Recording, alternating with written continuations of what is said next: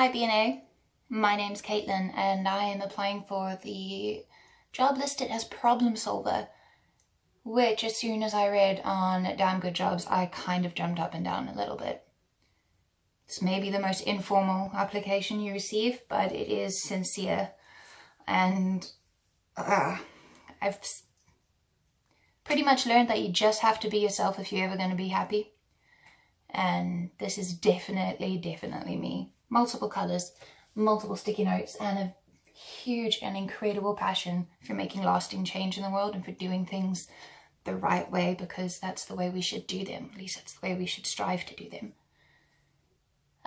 Very quick background. I am turning, not sure is age even important anymore, rather experience.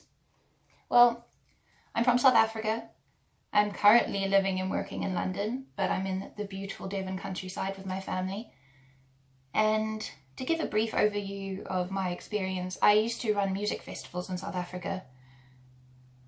And I've also bartended in a craft beer bar in London and a pirate bar in Turkey. My last year of professional experience has included redesigning, rebranding, and working with Futurists, which is an international consultancy. And as what usually happens, I get brought on as copywriter and end up as product manager, product owner, and general producer, just because I care and I can get things done. And siloed communication is very silly. What else is interesting for you? I think my passion for events, but not events as in, oh yeah, it's a party, it's a band, it's an experience, you know? Every single thing that we experience as a human, regardless of if it's digital, if it's in person, we have the same emotive responses to it. And applying the human design thinking process to everything from point A to Z, that's what we need to do to make things that are eloquent and effective and authentic. And ever since I was a kid, I wanted to save the world. But I didn't need anyone to know that I was doing it. I just wanted to make a difference.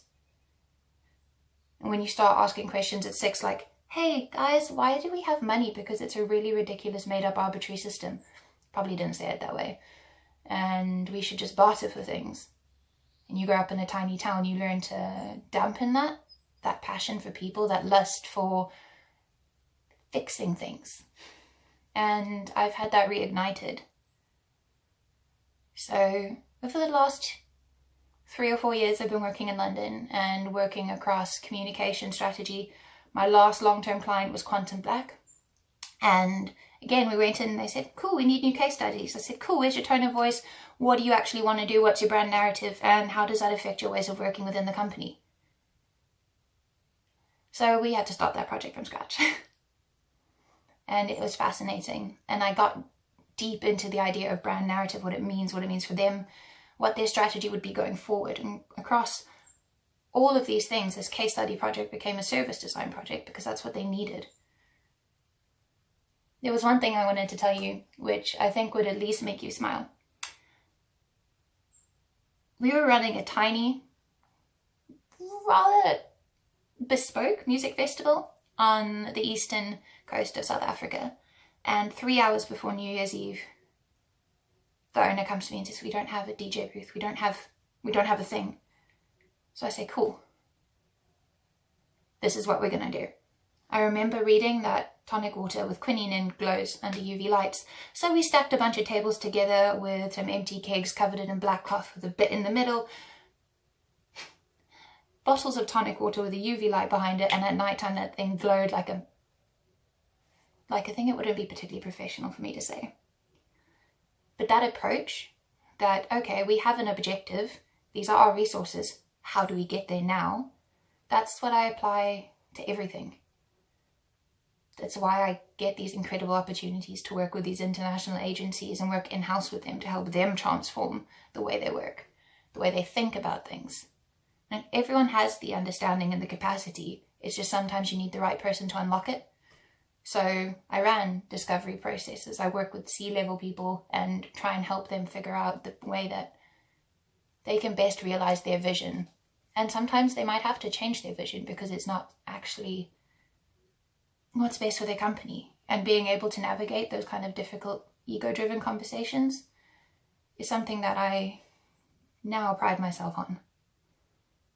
I also really care about mental health, and then in my spare time I'm helping my friend build his own website for his white collar boxing charity. Yeah, I guess thing is, you know, move fast and break things. Thanks, Facebook. You'll know if you're not interested.